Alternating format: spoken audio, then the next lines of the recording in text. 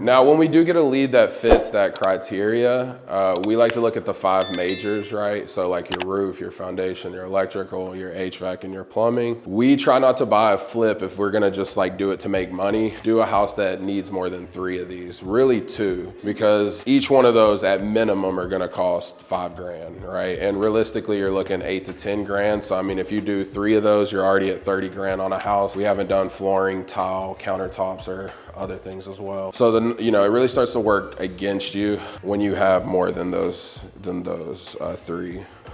I wanna break a little bit, not break. Yeah, and if y'all have questions, feel free. I mean, it's pretty intimate in here, so you're good. No, yeah, I love it intimate. But so y'all see how he had criteria, right? It's important because I feel like we get a lot of investors, and it's cool to be a new investor, but like you gotta know what you're doing, you gotta know like what you want and like your numbers. And like when people, like I get DMs all the time, like, hey, I want to invest and have like this much money.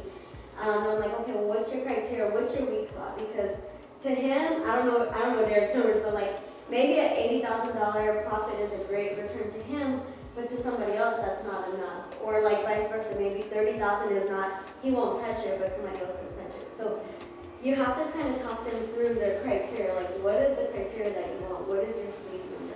And if you want to add to me too, please do. Oh yeah, no, I agree. And I mean, I'm sure it's the same with you guys. I don't know if you focus on buyers or sellers, right? But I'm sure it's the same with them. Real estate is a business where you will do a lot of running around and get nothing in return, right? And I'm sure we all know that. And we live in a city where if you go to a house, it's gonna take you an hour, right? There's a tanker off of I-10, right? Like things are gonna happen. So my biggest thing is like, I don't wanna waste your time and I don't want you to waste mine. And for me, I always view like sales a lot like dating, right? I'm trying to get to a yes or a no, but we can't leave it in between, right? And if you're not interested, that's totally fine. But I don't wanna waste my time going on these dates, spending whatever it is. Or same with the seller, driving you around to 20 houses and we waste time, right? So that's that's what, you know, you need to have a criteria because so many people waste time on things that aren't deals, where if you just had a criteria, it would just take away there's a lot of noise in real estate, really. So you need to quiet it down. But no, really great point.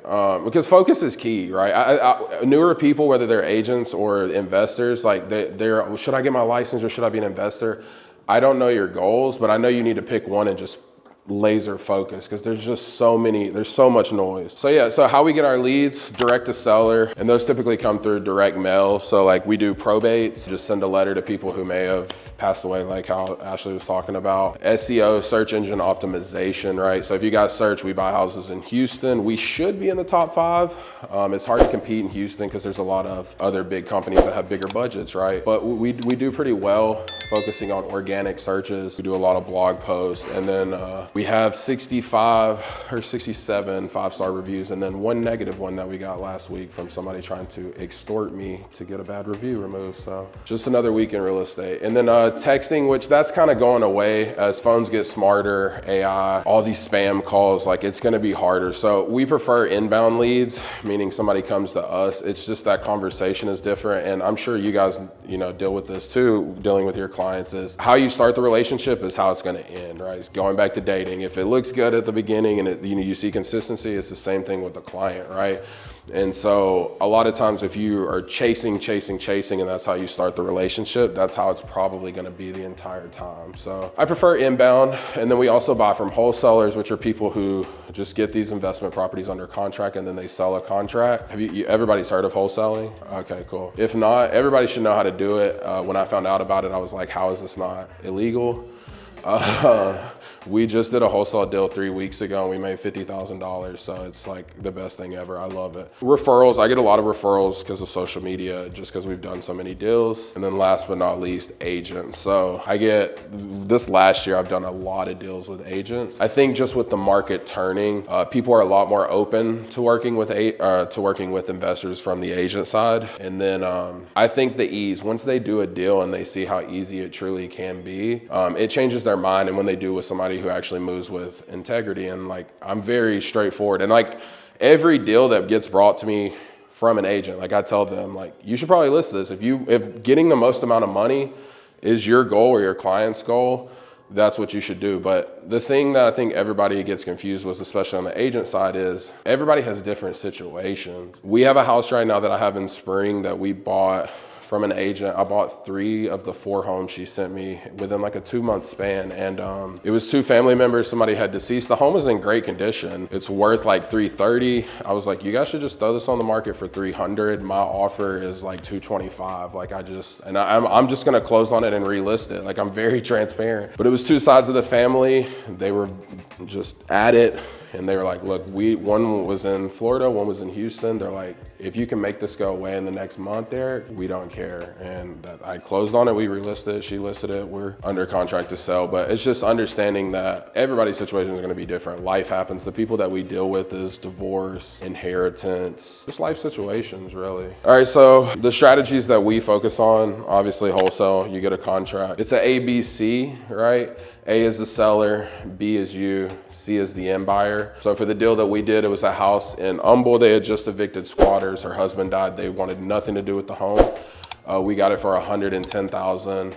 I shot it to my buyers list, and my new Western guy brought in a buyer for $160,000. So I love wholesaling. Fix and flip, bigger checks, but it's gonna take longer, and it's a lot more risky in this market. Like, we have lost a lot of money over the last 2 years just due to interest rates, buyers not being qualified, buyers not being able to close, just a lot of different things, right? But you know, close on it, rehab, relist, and sell. Wholesale, my favorite of all of them, because I'm a lazy flipper. Like, I wanna just buy a house and relist it if I can get it cheap and just take care of somebody's problem. And then we buy rentals, which has been a little bit harder because of interest rates, taxes, and insurance. It's like I'm sure you guys have seen when you're getting insurance quotes, right? Like it's crazy. It's the insurance industry is like a whole thing. But how we buy rentals, it's kind of like Bigger Pockets teaches, is like the BRRRR strategy.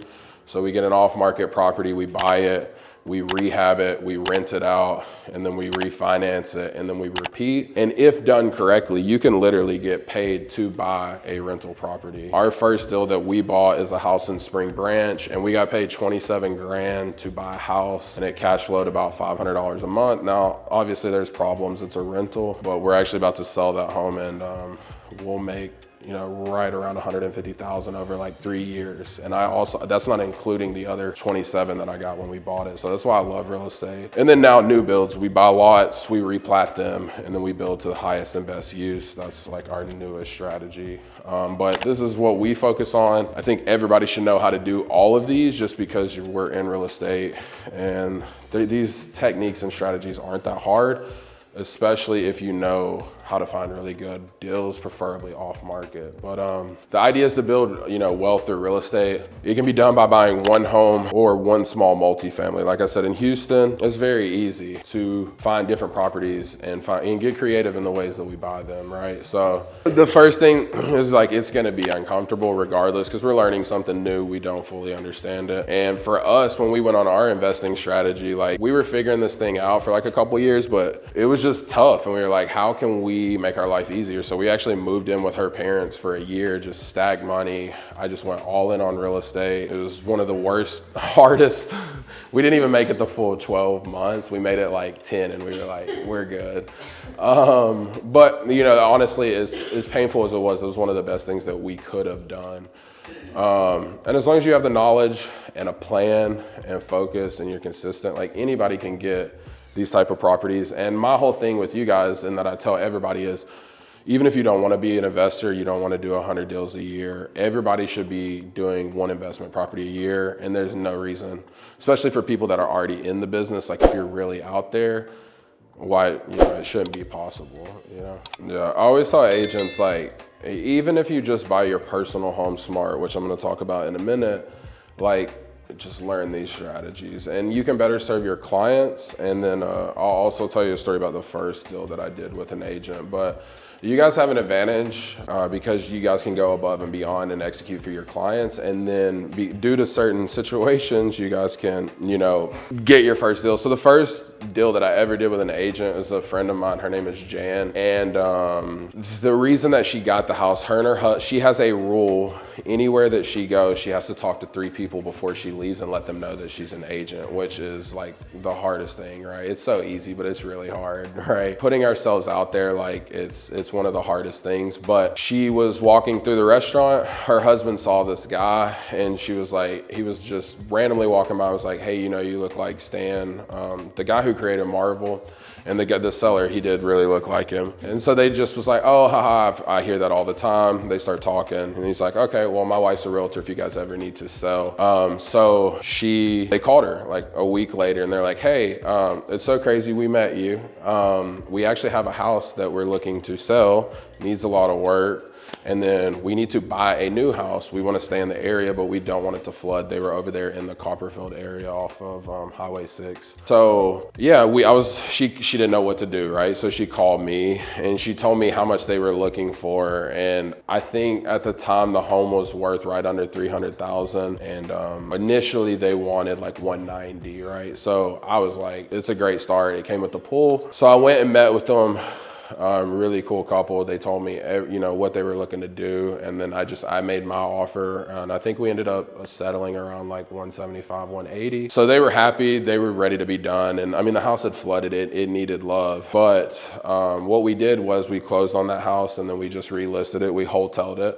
Jan had a partner. They had been doing this, like trying to do the investing thing. So they made like $23,000 just for making an introduction to me. They each made like 12 or 11.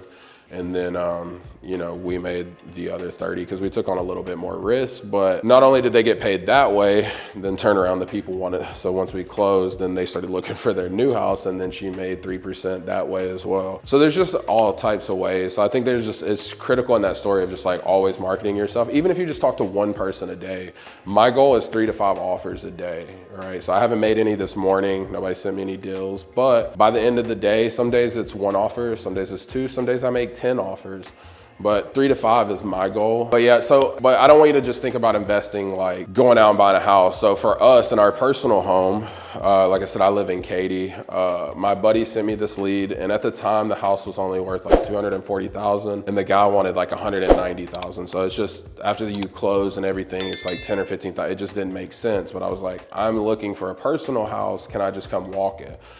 So I went and talked with the seller. It was his best friend who passed away. And for them, they didn't want the house to just be flipped. They actually wanted somebody to live in it. So it's crazy with the universe and manifesting, because we had wrote down a list of like, these are the things that we wanted in a house. And like this house had all of them. But we ended up putting together a deal. I bought that house for $170,000. I ended up putting $15,000 into it. We refinanced out. And I actually bought that house in COVID. So like, I bought the house, COVID happened a month later, she's out of work, baby's on the way, and I just signed a year lease too, right? So this is the type of shit that I put myself in, but I really feel like the universe works in the craziest ways. With finding this house, I knew it was meant to be. We found some people from her mom's church, we rented it out per the room. I didn't care about making money, because I was like, if we can just do this for a year and just finish our new lease that we just signed, and then we had the baby coming. So that's what we did. And once again, very uncomfortable. We definitely had to cut back. It was harder, but we moved in, and now our house, that home has went up like crazy. So now we have like 200 grand in equity. And this is a house that, you know, luckily I was able to buy with cash because I have lenders, but you guys can do this too with hard money lenders. You can do this with, like, now when we look at buying our next home, it's gonna be a little bit bigger, but we wanna go to Cinco Ranch because we're like right on the line. But it's gonna be 500 to $1 million, right? Our house is right below 400,000. So now what we're looking at doing is we're going to take that equity from my first house, right? And then use it, and then probably use cash, or just do FHA, because FHA just went, or Fannie and Freddie Mac just went up on the minimum of like, it's 850,000 now, right? So that opens the door for not just you, but your clients, right? And so then we get her commission. So now we're coming in with like 150, 200 grand down. We can use her commission and FHA and put it all towards the house. We could get in an $800,000 house with $0, like, or she may even get paid, right? So there's just different ways to look at houses, and like being in this area, right? A lot of my friends, they build duplexes, and like you can get into a duplex for under 20 grand, rent out one side, live for free, and you could even use your commission as the down payment because it's going towards you anyway. You're gonna get the money back, and I mean, the house is gonna go up. That's the one thing that we know about real estate. Like the values, even if they've taken a little dip over the last 2 years, but like compared to like an Austin or a DC or some of these areas that's really been hit, like Houston, we're pretty good. Like there's just so much money in the city. And now with the city ordinances, they just changed it. You can even build triplexes and up to 4. Just as long as you have enough space and parking on the street. So I mean, you could literally use FHA, get into a duplex, triplex, or fourplexes. You can do up to 4 units, use your commission. The city has programs. You could literally get into an investment property for $0. So like, if you guys take nothing from me today, like that's the one thing, like, because everybody always says like, well, my home's an asset. And I'm like, do you have equity? Because if you don't, or you're upside down, your house really isn't an asset. And most people think like that, but unless you can use it, like to me, if you can't use it to better your life, it's not really an asset, right? It either makes money or it doesn't. It's pretty simple. So I always say play both sides of the field. It's the same skills, different conversation. But as long as you have communication, understanding, and you guys can close people, right? It's okay to put pressure on people. People are so fucking indecisive. It's okay. We all need to be pushed. She pushes me all the time and I hate it, right? But it makes me better, right? Like I'm just being real. And I probably wouldn't, there's a lot of people I don't listen to, but when she says something, I'm like, all right, I gotta at least think about it. You haven't been wrong. So I think realtors are the key to most real estate transactions, right? And I know a lot of investors think different. And I even joke, if you guys follow me, don't take anything that I post serious. Like I'm just doing jokey jokes, but I talk a lot of shit about realtors and I talk a lot of shit about investors. I talk shit about everybody, but just like anything, right? There's bad in everything, but you guys are gonna do great, right? We're pretty much entrepreneurs, right? I don't wanna live a normal life. I wanna come talk to people like you in the middle of the day, right? So understand you can get paid multiple ways, right? You don't have to look at a deal just one way. That's why I ask a lot of questions, right? Like I always tell people like, we're gonna get real personal, right? Like, because I want you to trust me, but I also want to know, is this your best choice, right? Because I would rather walk away from a deal and know that I did the right thing than try to do a deal, make it happen with the wrong person, and now have all these headaches and problems, right? But yeah, like by providing value, like I said, like kind of how I told you guys, if you can show somebody how they can legit build equity, and it's a lot easier when it's like, hey, I've done this myself, right? And you're the expert, so they already trust you. So you're gonna have a repeat lasting client. And then you can just really show them how to invest. And I think it's just like parenting, like the best way to do it is by being an example yourself. Yeah, that's really my spiel. I love working with agents. Like I said, I talk a lot of shit on social media, but I just like to have fun. But I get a lot of deals through social media and the messages that I get from people. And I want to do a deal with everybody. Like that is my goal. And even if like I don't close on it, I would be happy to assist you guys in any way. You can always DM me. I answer all of them. Yeah, and I just want to see you guys be great and do deals. And yeah, there are crappy investors just like there's crappy agents, but you know, there's a lot of great guys in the city too, not just myself. So, you know, there's just a lot of, you know, solutions that you can provide for your clients. And regardless, like I said, if you take anything from, you know, what I mentioned today, is just learning how to set yourself up for the future. And I think when you do that and you start going down this path, it expands your brain, and then you want to help more people, right? That's why I started doing social media, is because when I went to that seminar, it changed my life. But at the time when I was learning, it was just a bunch of older white guys, and it's great to learn from those people, but I like to learn from people that look like me, sound like me, have been through my problems. And luckily Houston is so diverse. It's one of the reasons I moved here when I was 19. So I love the diversity. You know, I want to see us all succeed. So yeah, that's me, that's my spiel. But I'm happy to answer any questions or, you know, anything you guys may have. I know it's a lot. It's a lot, but it's a lot of good information. I think for me, the biggest thing is like, you had a slide that just says like, why you value agents and those reasons, but we should all be exceeding in all of those areas. Mm-hmm. Then you got questions about like, can you go back to one slide? It had like, it was in the beginning. It was like wholesaling, that one. Oh yeah, my bad. Do y'all all understand all of those deals and how to work through all of those deals? For the most part? Yeah. I remember like the one that is wholesale is the one that I want to understand a little bit more. Gotcha, yeah. So like I said, just buying a home as is. So that the house that we have, like I said, we bought it for $235,000 and it's worth around $330,000. So it's like a good $100,000 equity. But when we do a wholesale, I want to list it under, because I want it to go quick, right? Because it may not be as nice, but I mean, the house, it was rehabbed probably like late, you know, like 2015. So it's like grays and browns, and it's not bad, which is ironic because the grays and the browns are coming back now, but in a different way. But it just looks a little dated. So that house literally spent $500, $300 to $500. I did a deep clean. I painted 2 of the bathroom cabinets white, and then we relisted it. As an investor, I do live in the gray a lot, but because I'm a good person, I'm so ethical. Like she knows I cannot lie. Like, don't ever ask me for the truth if you really don't want it. But that's just me, right? But I always say we don't create problems that aren't there, right? We never do that, because the problems are going to come, and if somebody's doing their job correctly, they will bring it to me. And then I don't ask questions, like I said, I don't want answers to, right? And sometimes less is more, a lot in what we do, because thing that I've learned is everybody wants to look like they're doing their job and they're worth their pay, but sometimes the way they go about it, like, just do a good job. You don't have to cause all these problems or your ego, right? I'm sure everybody's worked with an agent. You're like she has a couple, like a block list, like, don't ever call me again. Like, you made my life hell and I had to pay you 3%. You know what I mean? We've all been there. So yeah, we've been dealing with a lot of death, or like people just selling because they have tenants, right? Like, I have 2 houses I just bought. And that's the last thing I'll say. So in a week, my VA is working on the flyer, but I'm gonna do a pop-up where you guys can actually come out and see what like these properties look like. It's completely free. It is in Atascocita, but come check out 2 properties and hang out with us. I'll be posting that in the next day or so. But it's just like situations, right? It was a seller. They needed to sell because they wanted to do a 1031 exchange before the end of the year. I thought both tenants were just paying undervalue, but once I bought it, I found out one tenant hadn't paid in 5 months, and then the other was only paying $1,000 on a 3-bedroom house, which is just crazy. But because we were able to close in a week, right? Those homes each, I got them for $120,000, and they're worth $225 if I fix them up. But I'm probably just gonna do like a light rehab, like paint, floors, new showers, and then just like list it.